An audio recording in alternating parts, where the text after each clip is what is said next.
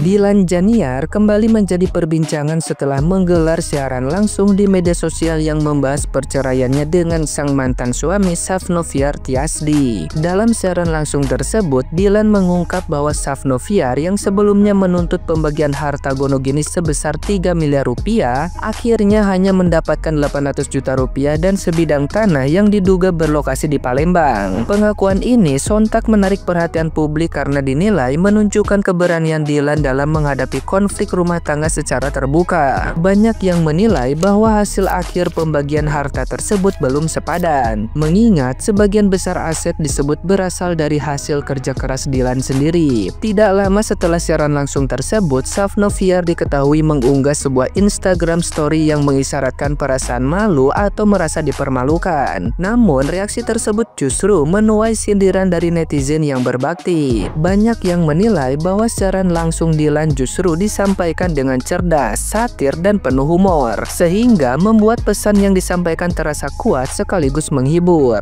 Siaran langsung ini juga dinilai syarat dengan pesan sosial, terutama soal pentingnya kemandirian perempuan. Dilan dinilai sebagai contoh perempuan yang mampu bangkit berkat pendidikan, pekerjaan, dan stabilitas finansial yang dimilikinya. Hal ini memperkuat narasi bahwa perempuan yang mandiri memiliki kekuatan lebih besar dalam menghadapi tekanan dalam rumah tangga, termasuk saat mengalami pengkhianatan. Nah, gimana nih menurut netizen yang terhormat? Silahkan berkomentar ya.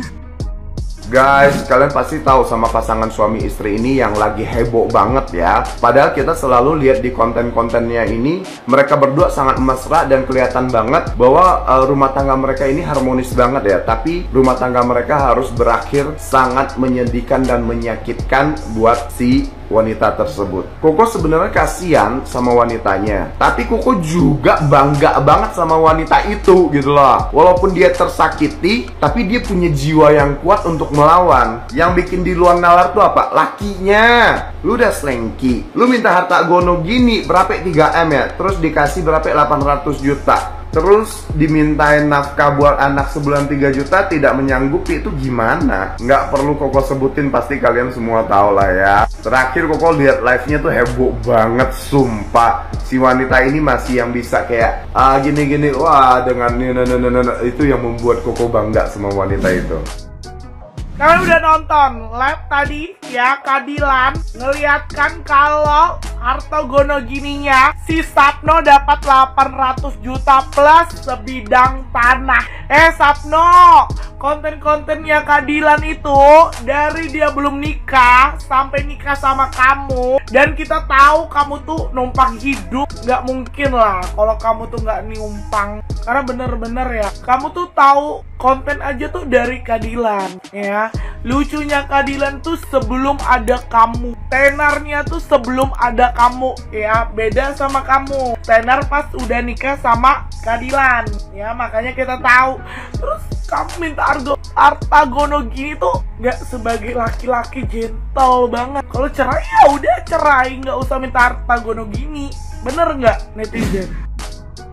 Setelah selingkuh, cair harta gono gini 800 juta plus tanah yang ada di Palembang. Kok bisa sih? Kan dia selingkuh ya, karena nggak ada perjanjian nikah atau pisah harta guys. Seperti yang aku bilang di VT ini, kalian bisa nonton ya guys ya, bahwa pasangan suami istri jika tidak ada pisah harta, perjanjian pisah harta, maka semua hartanya ketika cerai akan dibagi dua atau sama rata. Tapi kan ini istrinya yang lebih banyak kerja, harta gono gini kan dihasilkan dari istrinya lebih banyak, bukan suami. Sama aja guys, mau siapapun yang beli, mau istri atau suami yang beli, tetap itu jadi harta bersama. Harta gono gini itu kalau dalam hukum namanya harta bersama. Jadi nggak bisa ya pakai dalil bilang kan istrinya yang banyakkan kerja. Tetap aja di mata hukum sama dibagi dua ya. Nah kalau misalkan dapat warisan nih, itu gimana? Nah kalau dapat warisan itu masuknya ke harta bawaan. Harta bawaan itu adalah harta yang diwarisi atau harta sebelum kita menikah. Pada dasarnya meskipun selingkuh tetap dibagi dua sama rata. Namun jika ada pembuktiannya lagi, baik lagi ya dalam pembuktian di persidangan, ada bukti yang lebih kuat, mungkin bisa mengurangi porsi dari pembagian harta tersebut. Makanya udah aku bilang ya, seperti yang ada di VT ini, kalau kalian menikah tidak ada perjanjian pisah harta, itu rugi banget guys. Karena tujuan perjanjian pisah harta itu untuk melindungi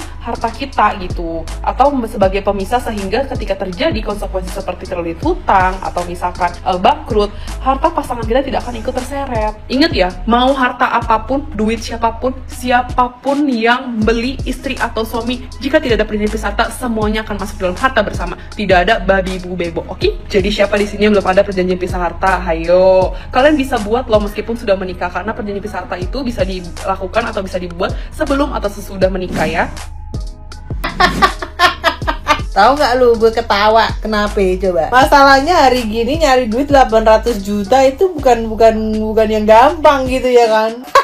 Timbang ngawinin Dilan doang. Beneran nih, gue tanya beneran nih ya. Definisi orang laki gila nih ya. Kenapa coba? Kerja kagak ya kan? Cari duit kagak gitu, yang nyariin yang perempuan nih ya. Terus abis itu di belakang juga masih main gila.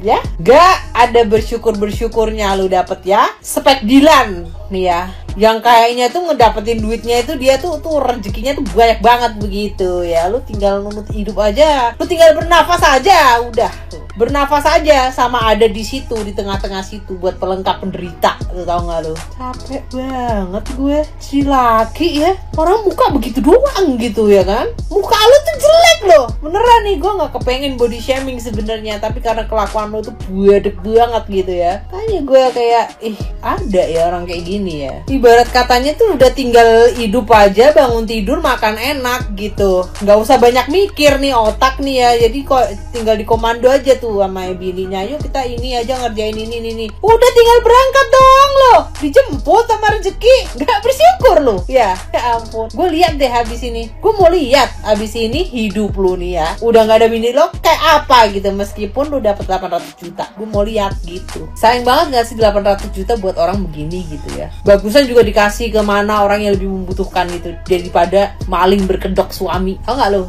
Ada sekarang, ini varian baru nih, maling berkedok suami. Sekedar info aja, dari pertemuan tadi si Safno dapat harta gonogini sebesar 800 juta rupiah, yang awalnya dia minta 3M. Hey, bini lu yang nyari kerja lu minta 3M, abis ini 800 juta masuk rekening, pasti kan langsung party. Gue lihat-lihat lo pasti kan. Selain duit 800 juta, dia juga dapat tanah kalau nggak salah di Palembang, di Padang atau Lembang, gue lupa. Pokoknya dia dapat tanah di sana. Dari kasus perselingkuhan lakinya Dilan, kita bisa mengambil kesimpulan bahwa lagi-lagi yang bisa menolong perempuan pada akhirnya siapa? Pendidikan dan pekerjaannya dan duitnya. Lo lihat noh, Dilan sepetantang petenteng begitu, lakinya udah botak di sini kali. Bro pikir bro adalah lakinya Agnes Jennifer ya. Ya kalau misalkan dia selingkuh, bininya masih mikir-mikir nih, laki ada value-nya gitu, diceritain apa kagak ya gitu. Bro pikir dia begitu. Tapi kalau gue jadi Dilan, gue kagak ikhlas sih ngasih 800 juta dan tanah. Soalnya dia dimiskinkan semiskin-miskinnya. Kalian nyari duitnya siapa? Dilan. Dan kocaknya setelah live itu si Safno bikin story kayak gini. Merasa dipermalukan dia. Tapi bisa-bisanya dia kagak ketawa ya, padahal Dilan lucu banget loh di live itu loh. Ternyata bener ya, ujiannya istri mandiri yang gak pernah nyusahin suami itu ya salah satunya mungkin punya suami yang gak tahu diri. Salah satu contohnya gak perlu jauh-jauh, kalian pasti tahu kan selebgram Dilan yang sekarang tuh lagi bener-bener diuji dari suaminya. Dimulai dari suaminya yang suka jajan, suka selingkuh, dan bahkan sekarang ketika mereka mau cerai, si suaminya ini tuh minta harta gonogini sampai miliaran. Semandiri dan seterkenal itu aja masih bisa diselingkuhin sama suaminya, apalagi kita yang bukan apa-apa udah dijadiin keset kali ya sama laki-laki kayak gitu. Makanya kenapa menurut aku di zaman sekarang ini kita tetap harus bisa jadi istri yang berdiri di kaki kita sendiri ya, amit-amit takut kejadian kayak gini. Jadi kalaupun suami kita diambil Tuhan atau diambil pelakor ya, kita masih tetap bisa berdiri kokoh di kaki kita sendiri.